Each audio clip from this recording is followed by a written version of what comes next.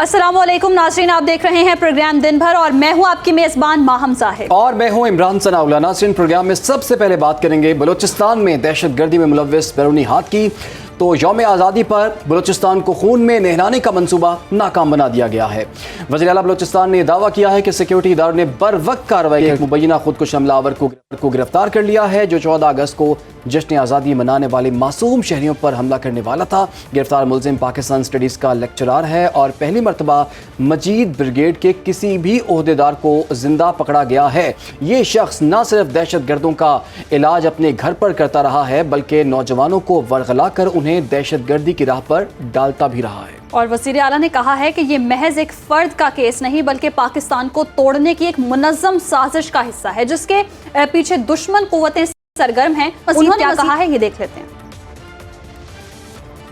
बलूचिस्तान को एक बहुत बड़ी तबाही से बचाया गया है। 14 अगस्त को जो सुसाइड बॉम्बर्स थे, उन्होंने उन मासूम शहरियों को निशाना बनाना था जो जश्न आज़ादी मना रहे थे, और उस बहुत बड़ी तबाही को बचाने के लिए सिक्योरिटी एजेंसीज़ और सीटीडी पुलिस और मैं उन इदारों को, अपनी सीटीडी को बहुत शाबाशी देता हूँ। इसी पर बात करेंगे। मैं ज्वाइन कर लिया है दिफाई तजयकार major general retired Zahid Mahmood साहब ने।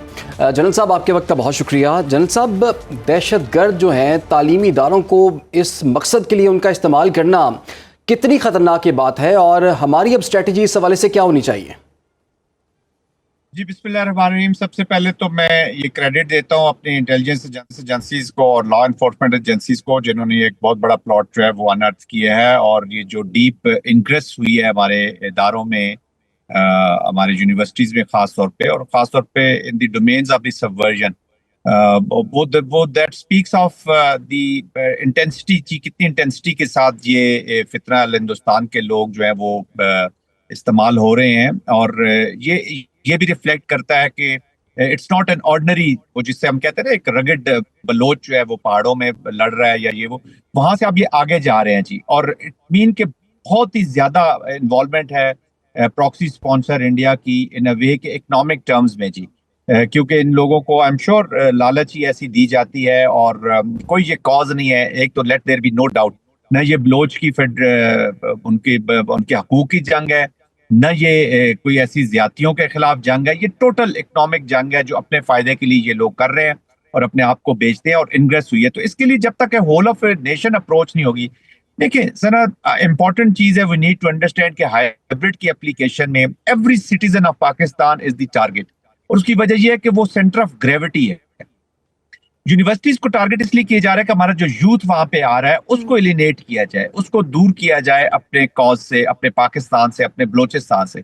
तो ये सबसे पहले तो दुश्मन है बलोचिस्तान के, और सबसे दुश्मन बलोचिस्तान किस लिए कि बलोचिस्तान को अंधेरों में धकेलना चाहते हैं, वापस उसी जगह जैसे बफर जोन शुरू से आप देखें, एंग्लो रशियन एप्लीकेशन से लेके अभी तक देखें कि ये बलोचिस्तान का रीजन, ये हमारे फाटा का रीजन, इनको बफर जोन के तौर पर रखा गया, और वो इसको वॉर इकोनॉमी के साथ ही अटैच रखना चाहते हैं।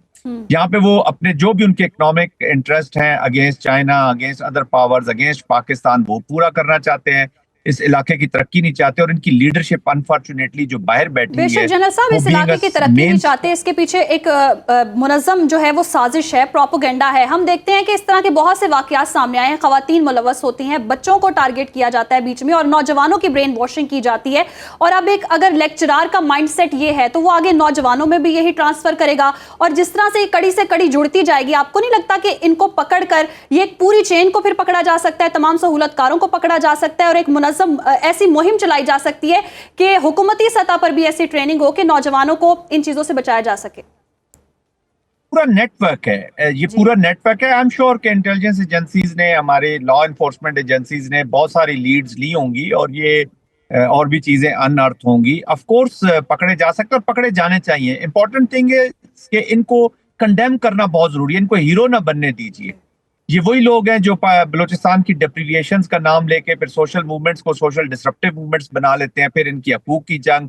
तो उसके बीच में भी जो जितने भी स्कटलर्स आ रहे हैं, अब इन सारों को बिल्कुल फितरल हिंदुस्तान इसको कहा इसलिए गया है कि ये हिंदुस्तान की जंग लड़ रहे हैं जी, हिंदुस्तान के बिहाफ पे ये सारी चीजें। इनका बलूचिस्तान से और पाकिस्तान से कोई ताल्लुक नहीं है। इनके सपोर्टर्स, एबेटर्स, ان کے جو بھی سہولت کار ہیں ڈائریکٹلی اور انڈائریکٹلی، کچھ لوگ تو وٹنگلی ان کے ساتھ سپورٹ کر رہے تو کچھ انوٹنگلی شامل ہو جاتے ہیں، تو وہ آف کورس ان بچوں کو، ان ذہنوں کو، ان لوگوں کو ان سے دور کرنا ہے اور ان کو آئیڈینٹیفائی کر کے پنشمنٹس دینی ہے، ایگزمپلری پنشمنٹ تھرو پراپر لا فیئر، تاکہ کوئی زیادتی کا عنصر نہ رہ جائے، کوئی ایسی چیز نہ نظر آئے کہ یہ چیز زیادتی کی گئی ہے اور لوگ جو ان کو اب ہیرو کے طور پہ تصور بنانے کی کوشش کریں گے یا ان کو گلوریفائی کریں گے، تو I think we should have no doubt, بالکل کلیئر ہمیں لائنز کھینچ لینی چاہیے. جب تک آپ کوئٹ پرو کو میں رسپانس نہیں ماؤنٹ کریں گے in all domain, social, political and military, اور آف کورس ان کی جو اکنامک ایڈوانٹیجز انہوں نے لی ہیں یا اور لوگ جو ان سے جڑے ہوئے ہیں، آئی تھنک اگریسو آپریشنز، یہ جو انٹیلیجنس بیسڈ آپریشن اس لیے کیے جاتے ہیں کہ ان کو انرتھ کیا جائے، پکڑا جائے اور ان کو لا فیئر کے نیچے لایا جائے. تو سیریس ایک آپریشن کی ضرورت ہوگی، کیونکہ یہ یونیورسٹیز تک پہنچ جانا، شہروں کے بیچ میں پہنچ جانا، کیپٹلز میں پہنچ جانا، دس از ڈینجرس سچویشن. لیکن میں پھر یہ کہوں گا کہ اتنی اکنامکس اس کے ساتھ اٹیچ ہو چکی ہے کہ اب پاکستان، ایک عام پاکستانی جو اس کا تصور بھی نہیں کر سکتا. تو ان لنکیجز کو توڑنا بہت ضروری ہے. اچھا جنرل صاحب، ابھی حال ہی میں ہم نے دیکھا کہ امریکہ کی جانب سے BLA اور مجید بریگیڈ پر جو ہے وہ پابندی بھی عائد کی گئی ہے، اور ساتھ ہی ساتھ جب وہاں سے ایک پابندی ہوتی ہے تو اس کا مطلب یہ ہوتا ہے کہ کوئی بھی ملک، کوئی بھی گروہ، کوئی بھی شخص ان کو فنڈنگ نہیں کر سکتا. تو ابھی ہم نے مجید بریگیڈ کے پہلے ایسے عہدیدار کو گرفتار کیا جو کہ زندہ حالت میں ہماری فورسز کو ملا ہے.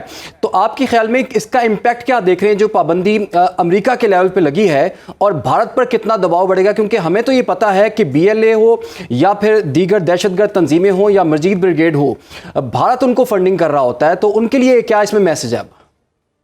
دیکھیں، میں نے بتایا نا، یہ پورا نیٹ ورک ہے جی، جس میں ایک پراکسی سپانسر سٹیٹ ہے اور یہ اس کے کلائنٹس ہیں، اور یہ کلائنٹس کا بھی آگے آپریٹرز ہیں آن گراؤنڈ. تو یہ پوری لنکیج ہے، پورا انٹرنیشنل مافیا ہے، انٹرنیشنل اپلیکیشن ہے.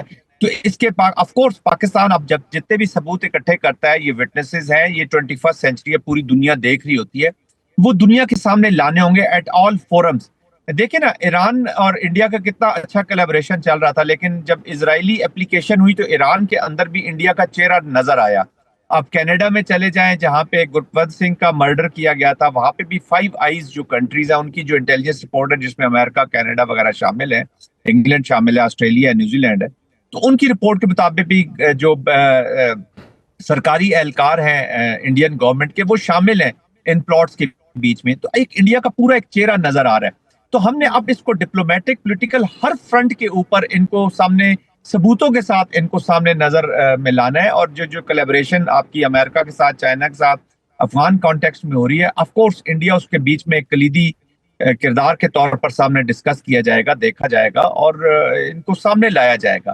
بٹ ہیونگ سیڈ دیٹ، ہم نے ان کے لیے زمین تنگ کرنی ہے جی اپنی ارریسپیکٹو، اور وہ اسی طرح کر سکتا ہے کہ ہم اپنے لا فیئر کو، اپنے کائنیٹک اپلیکیشن کو، اپنی انٹیلیجنس اپلیکیشن کو سامنے لائیں، اور اپنی جو انفارمیشن وارفیئر ہے اب ان بچوں سے پوچھیں جن کے ذہن یہ پلوٹ کیے ہوئے ہیں. اب یہ دیکھنا ہوگا کہ کہاں تک اس نے انگریس کی، کتنا ڈیپ کیا، کون سے بچے جڑے وہاں پہ. میرے خیال میں سوشل سائنٹسٹ کو ڈالنے کی ہمیں ضرورت ہوگی، ان بچوں سے بات کرنے کی ضرورت ہوگی، سائیکیٹرسٹ، سائیکالوجسٹ کی ضرورت ہوگی، تاکہ اگر کوئی بچے، اور ان کو ایک انکریج کرنا ہوگا کہ جی آپ آئیں، بتائیں کہ کیسے یہ اپلیکیشن کر رہے تھے، کیا بات چیت ہوئی. اور اگر کوئی بھولے بھٹکے غلطی سے، یا وہ کہ انوٹنگلی جن لوگوں کو میں کہتا ہوں اس میں شامل ہوئے ہیں، اگر وہ واپس فولڈ میں آتے ہیں اور وہ سمجھتے ہیں کہ یہ کس طریقے سے اپلیکیشن، دیٹ ول ہیلپ. تب ہماری یونیورسٹی، اب دیکھیں نا، بیوٹن university it's not an ordinary university, یہ بلوچستان کی ایک اچھی ٹاپ یونیورسٹیز میں سے ہے، اور ہے بھی میٹروپولیٹن میں، جی سٹی کے اندر ہے. جو بچے ہیں ان کے بھی والدین پڑھے لکھے ہیں، وہ یہاں پر آئے ہیں. تو ان کو معصوم ذہنوں کو ٹارگٹ کیا جاتا ہے. یہ ہائبرڈ کی جو کہتے ہیں نا پلازیبل ڈینائبلٹی میں رہتے ہوئے، افغانستان کی سرزمین کو استعمال کرتے ہوئے، تو یہ ہائبرڈ کی کلاسک ایگزامپل ہے جو سامنے آئی ہے. اور چیزوں کا بھی جو عوامل ہیں، دیکھیں سنا، ہم ہمیشہ کہتے ہیں کہ یہ جو انسیکیورٹیز ہوتی ہے نا، یہ بیٹل فیلڈز بھی نہیں پیدا ہوتی، یہ corridors of bad governance, misgovernance میں ہوتی ہے. تو آئی تھنک ہمارے جو گورننس کی چیزیں ہیں، گورنمنٹ آف بلوچستان بہت ایفرٹ کر رہی ہے.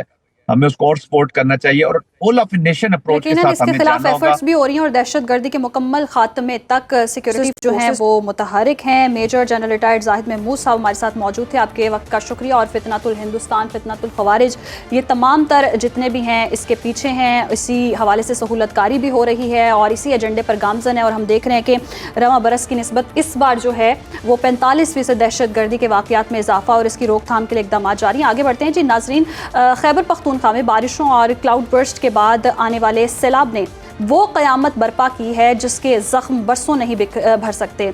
सरकारी दादोशुमार और आज़ाद ज़राए के मुताबिक जानी और माली नुकसान इस कदर संगीन है कि हर तरफ रोने और बिलकने और बेघर होने वाले लोगों की कहानियाँ बिखरी पड़ी हैं।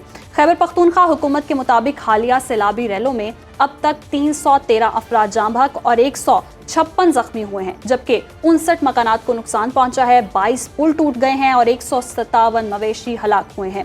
आज़ाद ज़राए और ज़िला इंतज़ामिया की रिपोर्ट इससे कहीं ज़्यादा होलनाक तस्वुर पेश कर रही है और सिर्फ बुनेर में 500 से ज़्यादा हलाकतों की तस्दीक की गई है और कादिर नगर के इलाके दरा में एक ही ख़ानदान के 40 अफराद जो हैं वो लुक़मा अजल बन गए हैं। और बहुत बड़े पैमाने पर जी ये तबाही हुई है। मकामी अफराद का ये बताना है दर्जनों लाशें अब भी मलबे तले दबी हुई हैं, कब्रिस्तान कम पड़ गए हैं और बाज़ गाँव में एक साथ दर्जनों कब्रें खोद कर इज्तिमाई तदफीन भी करना पड़ रही है।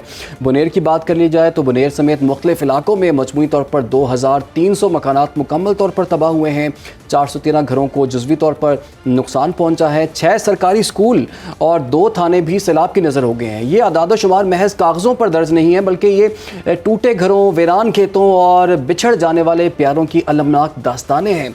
सवात की बात की जाए तो वहाँ पर एक स्कूल प्रिंसिपल के बरवक्त फैसले ने 900 बच्चों की ज़िंदगियाँ बचा ली, मगर बुनेर में दिल दहला देने वाली खबरें आई हैं जहाँ शादी के घर पर सफ़े मातम बिछ गई, पूरे के पूरे ख़ानदान सफ़ाई हस्ती से मिट गए। सैलाब ने दिखा दिया है कि कुदरती आफात लम्हों में बस्तियाँ उजाड़ देती हैं।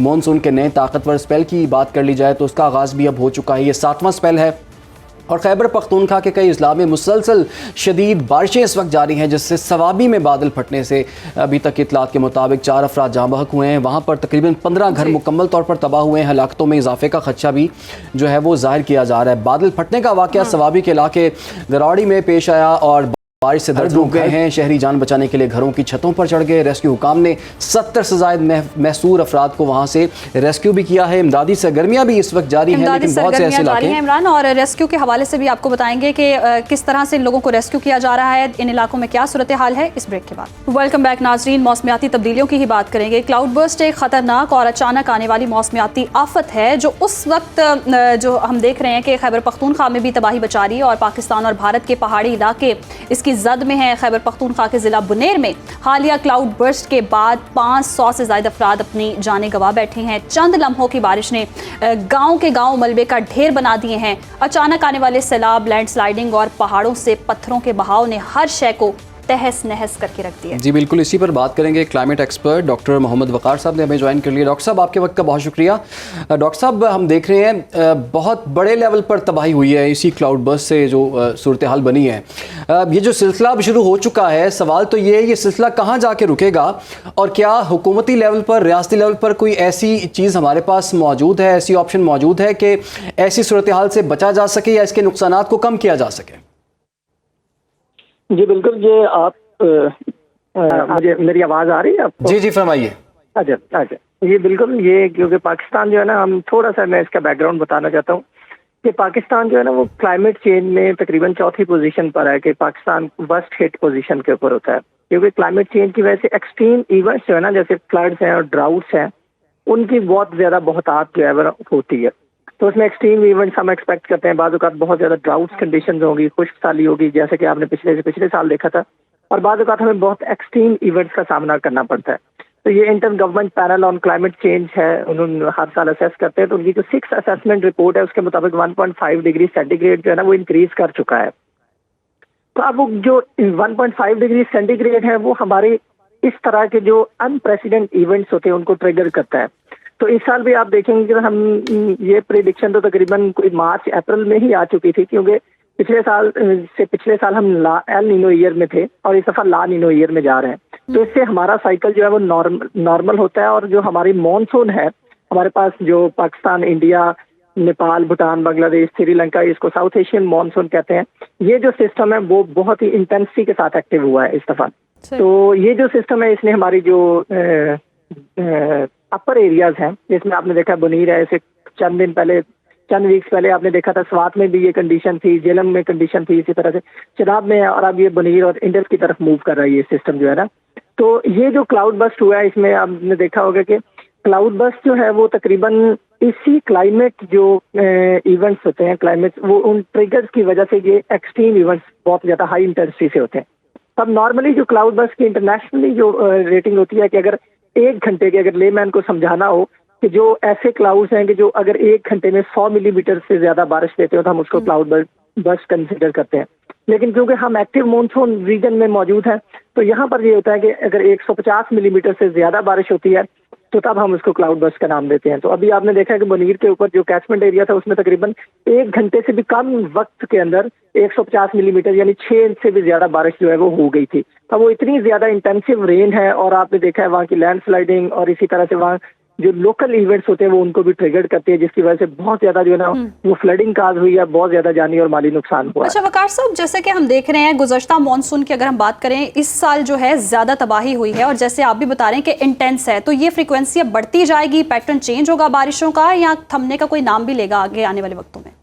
आपकी बात बिल्कुल सही है कि ये फ्रीक्वेंसी बढ़ेगी, क्योंकि अब मैंने बताया ना कि अब जो 6th असेसमेंट रिपोर्ट है उसके मुताबिक 1.5 डिग्री सेंटीग्रेड इंक्रीज हो चुका है। अब आप देखें कि पहले जो नॉर्मल दर्जा हरारत के ऊपर इस तरह की जो मानसून एक्टिव होता था, हमारे पास मानसून के 2 उसमें है ना, एक बे ऑफ बंगाल की है जो इंडिया के ऊपर दिल्ली और गुजरात और उधर से होकर हमारे जो नॉर्थ पंजाब है और इसी तरह से अपर एरियाज है उनको हिट करता है, और दूसरी हमारे पास जो अरेबियन सी ब्रांच होती है। तो ये इंडियन ओशन डायपोल बनता है हमेशा, जब बहुत ज्यादा पॉजिटिव होता है तो ये मानसून सिस्टम बहुत ज्यादा ट्रिगर होता है।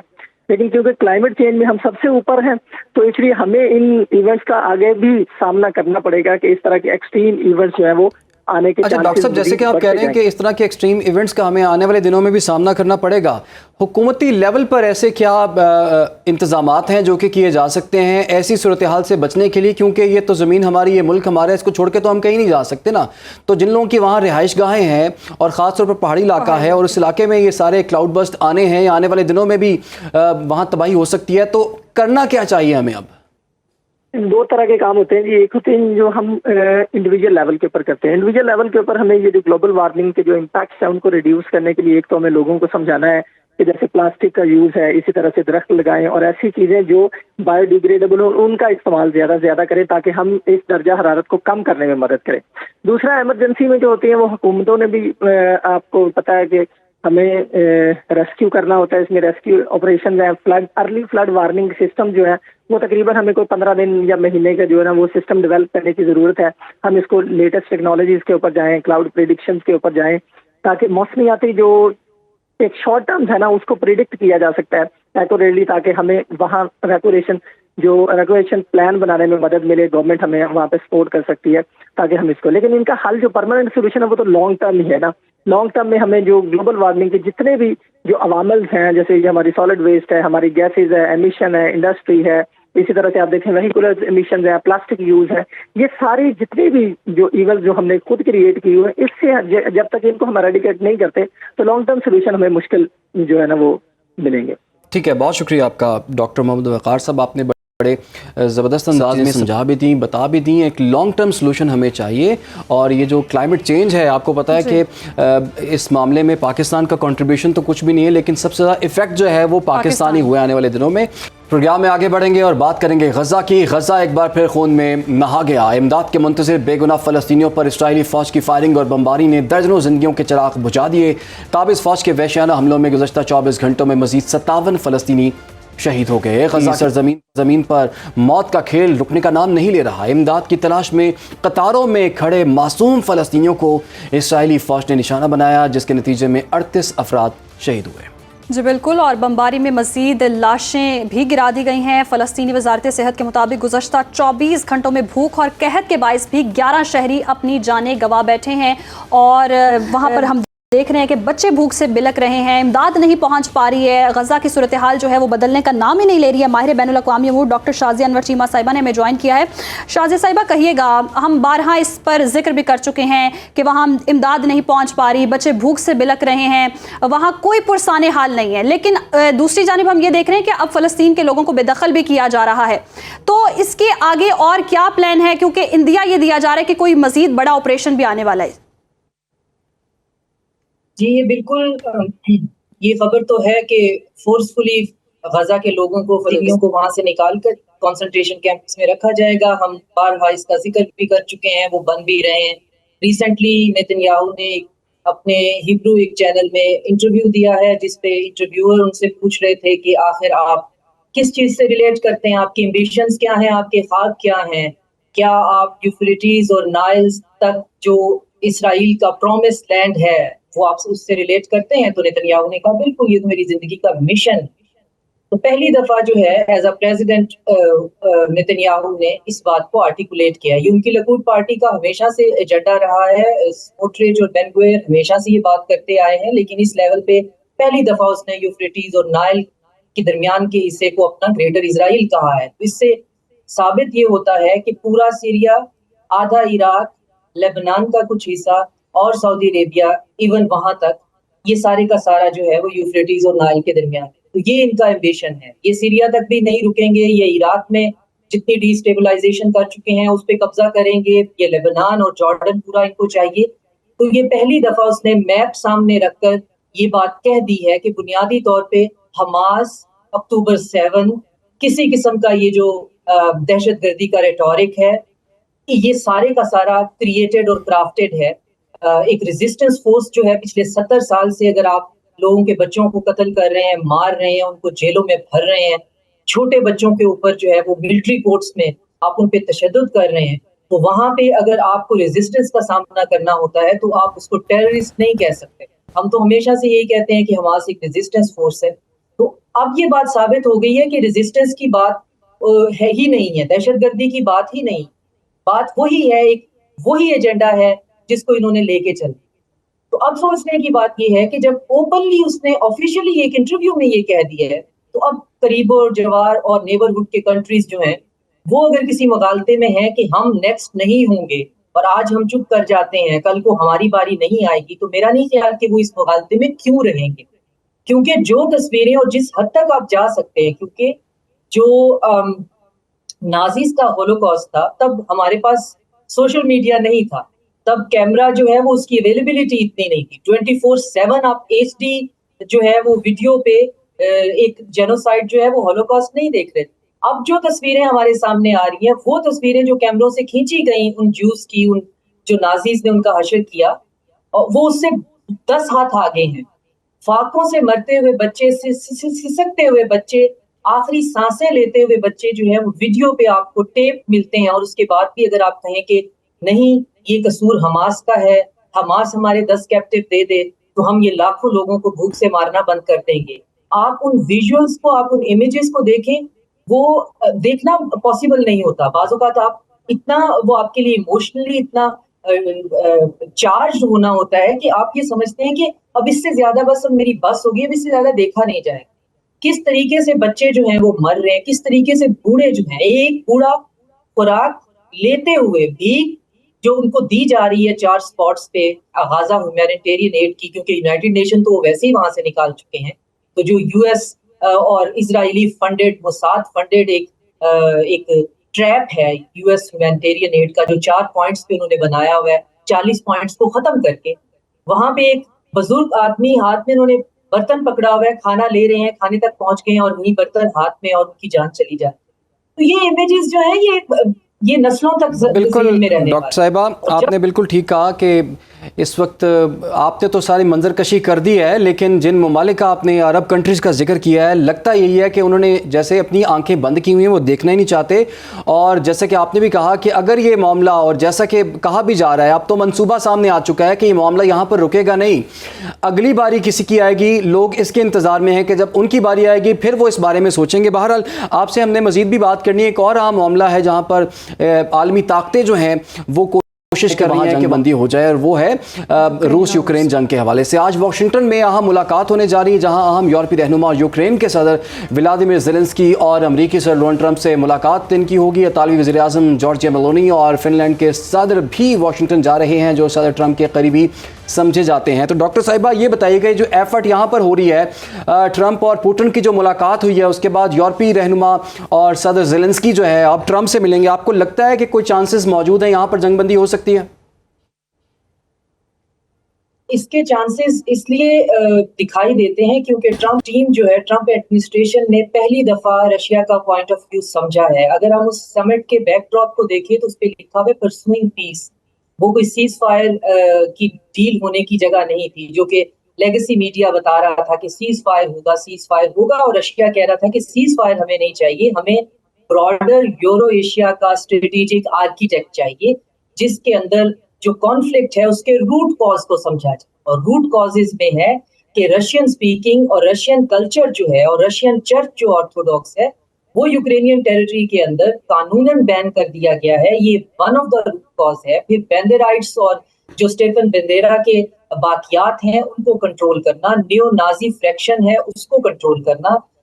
ज़ेलेंस्की खुद अपने पार्लियामेंट में एक ट्रीटी जो है वो रेटिफाई करवा चुका है कि यूक्रेन का कोई भी ऑफिशियल जो है वो रशिया के साथ एग्रीमेंट की टेबल पे नहीं बैठ सकता, उसका नलिफाई होना, और नेटो जो है वो ईस्टवुड जो एक्सपेंशन है उसका ना होना, और खास तौर पे डाउन साइजिंग होना यूक्रेन की मिलिट्री की, ताकि वो थ्रेट ना बन जाए। तो ये 5, 6, 7 बहुत बुनियादी पॉइंट्स हैं जो रशिया बार बार आर्टिकुलेट कर रहा है, जिसको वेस्टर्न मीडिया बाय नहीं कर रहा। वो सिर्फ ये कह रहे हैं जी दोनों के दरमियान सीज फायर किया जाए एग्जिस्टिंग लाइन ऑफ कॉन्टेक्ट पे, और फिर हमें रीग्रुप और री आर्म करने का, मनूवर करने का मार्जिन मिलेगा, और हम जो है वो रशिया के साथ, हमारी दुश्मनी जा नहीं सकती है, रशिया को हमने कमजोर या बाल्कनाइज या जो भी आप कहें उसके टुकड़े हमने करने ही हैं। तो ये यूरोपियन और ट्रंप की टीम जो है, जो मागा का क्राउड है, उनमें एक फ्रैक्शन आ गया है। अब ट्रंप ने ये बात को समझ लिया है कि इस समिट में जो पुतिन की टीम है, उन दोनों ने मिलकर उनको बैठकर समझाया है कि आपकी सैंक्शंस, आपके टैरिफ हमारे पे कोई फर्क नहीं डाल रहे। हम मिलिटरीली जो 4 रीजन हैं वो उनको कंट्रोल कर चुके हुए हैं, जो दमबास है, लुहांस है, ज़ेपोरोशिया है और दोनेत्स्क है। हम ये वापस नहीं करेंगे, हम दनीपर क्रॉस नहीं करना चाह रहे हैं। आप यहीं पे इसको सीज फायर लाइन समझना चाहते हैं तो समझे, लेकिन हम एक होलिस्टिक पीस डील की तरफ जाना चाह रहे हैं।